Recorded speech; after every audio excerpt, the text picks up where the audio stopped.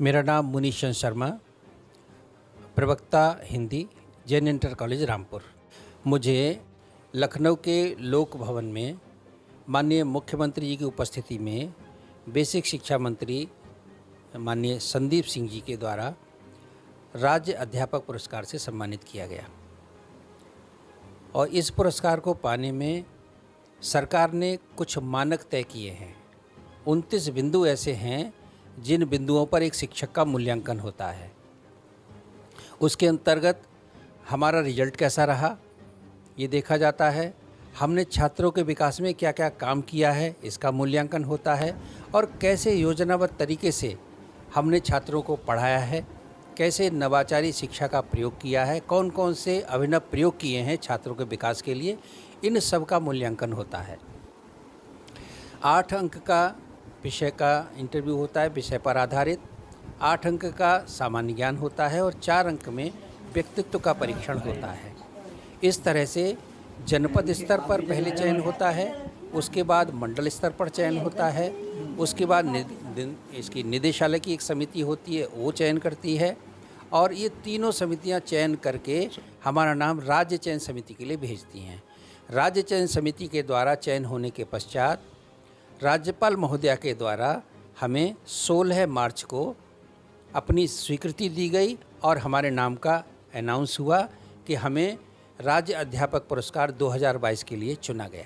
इस पुरस्कार को पाकर मैं बहुत खुश हूँ, क्यों मुझे ऐसा लगता है कि मैं एक शिक्षक होने के नाते जो अनवरत काम कर रहा था, मैं इसमें उत्तीर्ण हो गया हूँ। सरकार ने मेरे काम को सराहा है, ये अनुभव किया है कि मैं एक अच्छे शिक्षक के रूप में समाज में सेवा कर रहा हूँ, अपने बच्चों को आगे बढ़ा रहा हूँ। तो मुझे ऐसा प्रतीत हो रहा है कि मैं अपनी इस जो परीक्षा है शिक्षक की, उसमें उत्तीर्ण हो गया हूँ। इस पुरस्कार को पाने से मुझे एक नई ऊर्जा मिली है, एक आत्मविश्वास बढ़ा है, और मुझे लगता है कि मेरे कार्य क्षेत्र में ये बहुत काम करेगा। हमारे क्षेत्र के सांसद माननीय घनश्याम लोधी जी को जब ये पता लगा कि मैंने अपनी प्रतिभा से, अपने कार्य से सरकार को प्रभावित किया है और सरकार ने एक निश्चित प्रक्रिया के द्वारा मेरा चयन राज्य अध्यापक पुरस्कार के लिए किया है, सांसद महोदय बहुत खुश हुए और उन्होंने कहा कि मुनीश शर्मा जी ने हमारे जनपद का नाम रोशन किया है। तो ऐसे व्यक्तित्व से मैं चाहता हूं कि उनसे हमारी मुलाकात हो, और आज हमारी माननीय घनश्याम लोधी जी जो हमारे लोकप्रिय सांसद हैं, उनके यहाँ हमारी उनसे मुलाकात हुई और बड़े सौहार्दपूर्ण वातावरण में सांसद महोदय ने शुभकामनाएं दी और साथ साथ ये अपेक्षा की कि आपके कार्य और समाज के लिए बेहतर होंगे, आप शिक्षकों को एक नई दिशा दे पाएंगे, हम ऐसी आपसे अपेक्षा करते हैं। सांसद महोदय ने मुझे एक पटका पहनाकर सम्मानित किया और मिठाई खिलाकर प्रसन्नता व्यक्त की। मैं ये चाहता हूँ, जैसा मैंने अपने आप में किया है, कि शिक्षक सबसे पहले अपने छात्र से आत्मीयता का भाव विकसित करे, उससे अपनेपन का भाव, ताकि बालक आकर के अपने मन की बात हमसे कह सके, बेझिझक अपनी समस्याओं को हमसे डिस्कस कर सके। इसके लिए आवश्यक है हम उससे आत्मीयता का भाव रखें, अपनापन रखें। और जैसे हिंदी विषय का मैं अध्यापक हूँ, वर्तमान में देखा जा रहा है कि छात्रों का रुझान साइंस, बायोलॉजी, मैथ्स, इंग्लिश, इन विषयों पर ज़्यादा है। शायद उनका कोई डर उनके मन में रहता है, इसलिए इन पर अधिक ध्यान देते हैं।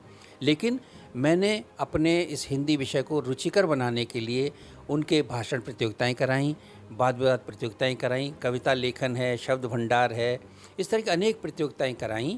इससे छात्रों ने हिंदी विषय को बहुत रुचिकर माना है और मेरे द्वारा पढ़ाए हुए एक व्यक्ति के 100 में से 94 अंक आए, जो किसी भी हिंदी माध्यम के विद्यालय के लिए एक रिकॉर्ड है।